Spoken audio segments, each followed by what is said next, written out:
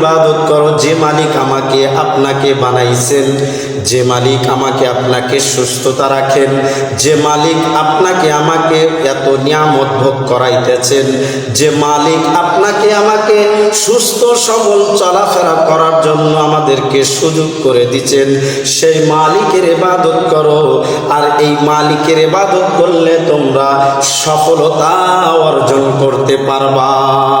একমাত্র আল্লাহ তাআলার ইবাদত করবা, আল্লাহ তাআলাকে বন্ধু বানাইবা, আল্লাহ তাআলাকে রাজি খুশি করবা, আল্লাহ তাআলাকে সন্তুষ্ট করবা, তো আল্লাহ তাআলা তোমার প্রতি সন্তুষ্ট হয়ে যাবে। আল্লাহ তাআলা আমাদেরকে এত পরিমাণ মায়া করেন, ভালোবাসেন, মুহাব্বত করেন, সেই মালিকের ইবাদত বন্দিগি থেকে গাফলতি হওয়া যাবে না। ওয়াবুদু রাব্বাকুম ওয়াফআলুল খায়রা লাআল্লাকুম তুফলিহুন।